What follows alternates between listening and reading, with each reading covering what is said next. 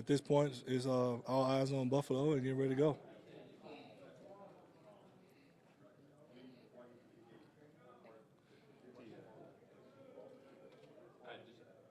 What did you see progression-wise from Cooper as he got more comfortable in this offense, and Yeah. to ramp up during the preseason? Yeah, Cooper, he did an amazing job. Just coming in, first of all, not missing a day during the offseason of OTAs, minicamp, football school, was here for every rep, got tons of reps. And early on, we addressed some things that he wanted to get better at. Just moving within the pocket to extend plays, uh, accuracy in all areas of the field. Some things that just showed up on tape that we attacked, and he did a heck of a job. With his body. Embracing our strength and conditioning program here with Scott and his staff, embracing that, the culture here and how we work and how we get after it. I think he appreciates that, and ultimately how he played in the preseason. And so the film every day speaks for itself. I thought he was very consistent in everything: protections, running the offense, finding completions, and moving the ball. Ultimately scoring points, and really proud of that. I think he understands the offense and he's ready to roll for the season. Lamar has talked several times about wanting to be more vocal and, Yep. talking to coaches. We've seen him pull Greg Lewis aside and, offensive line coach. Is that something did you encourage, or you just think he realizes it naturally as part of his comfort within the offense and his kind of progression in his career? Yeah, I think it's more about Lamar. It's about maturity and the progression of his career, like you said.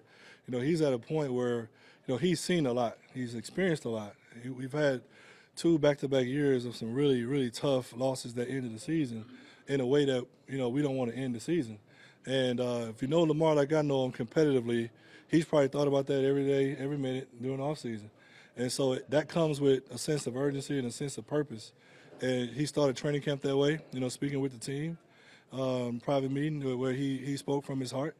And he's been leading that way every day. It hadn't been a day where his communication hadn't gone to the next level, his performance, his level of work, his level of everything. We talk about the things that we don't see on the field, that he has upped his game in a lot of areas. And I'm really proud of that maturation, honestly. And so I give him all the credit, though. He is growing at his own pace, and it's beautiful to see. Zay Flowers told us that every conversation with Lamar could be about anything, about where to go get food or whatever. It always goes back to like winning. Like the conversation is Oh yeah, circles oh yeah. back to that. Is that your interaction with Lamar? Oh yeah, oh yeah. No, it's all about that. He's competing at everything, and he's the realest, in the game in terms of being 100% who he is, and he loves his teammates. They love him, but like you said, that conversation can go anywhere, but ultimately it's going to get back to winning, and so we all want to be that way, and we're glad our leader, is that way. Considering that Lamar's one-on-one, he does things that probably no other quarterback can do. What is the difference for you when you think with coaching Cooper when he's in running the offense? Everyone is different, and you have to coach them to their strengths and weaknesses. And ultimately, at the end of the day, we're all trying to get better at everything. And so there's a general conversation that we're all searching for and we're all chasing as a quarterback unit. But then to your point, there are things that Lamar, there are certain individual drills that are put in for Lamar specifically, and everyone else has to catch up, right? And then, like, getting ready for the preseason game, then it turns towards Cooper and Devin getting them ready to go out and have a really good performance. And so that's a great question in the sense of Lamar is so different than the backup quarterback, but ultimately you teach to the starter, and everyone else gets it by osmosis, and ultimately you have a better group if you do it that way. Come back to, aside from Lamar being more vocal, what has kind of stood out to you as you've watched his progression over the past Yeah. 6 weeks? Right.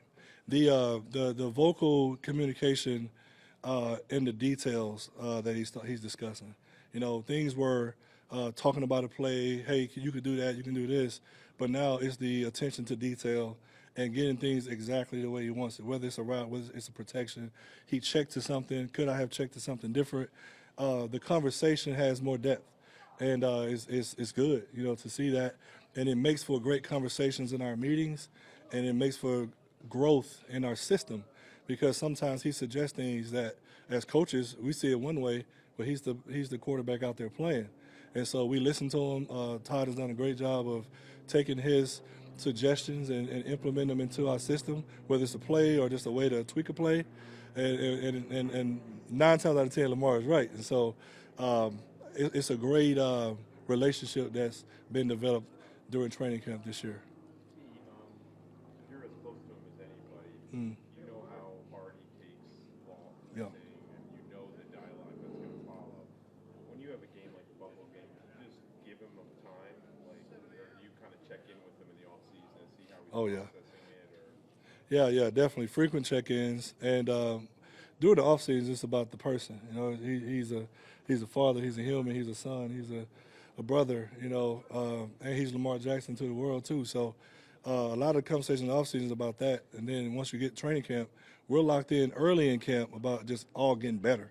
You know, we're in the installation phase, we're in the growth and development phase, and then once the games start, about 2 weeks ago, I just got this sense that he was ready to play the first game. You know, he was just popping around. I mean, the way he, came out for pre-practice, the way he was working the individual, I was like, this is mid-season Lamar right here, and we hadn't even played a game yet. So at that moment, for me, it's about keeping him sharp in the meetings, keeping him interested in the meetings, where he knows he's not going to play in the preseason game, but ultimately keeping him sharp for the first game. And so I have to do some magic tricks sometimes in meetings to keep his attention. But he supports the guys. You know, he's a football guy, so he's always watching every rep of the preseason games. You know, when he doesn't really have to, but he's in there, helping other guys with what they can do better. 2 more for Coach, please. Yeah.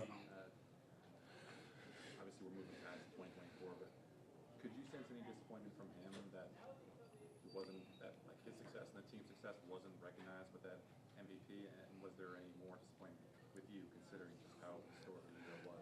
Yeah, the nonverbal communication of the way he attacks practice and the way that he reported to training camp with that sense of urgency says all that needs to be said. What's understood that needs to be spoken. And so I just look at it that way. We went to work. What happened in the past, we all learned from it. We all grew from it. And that affected everyone in a positive way to where our approach about this season is going to be different because of it. All right, thank you guys. I appreciate it.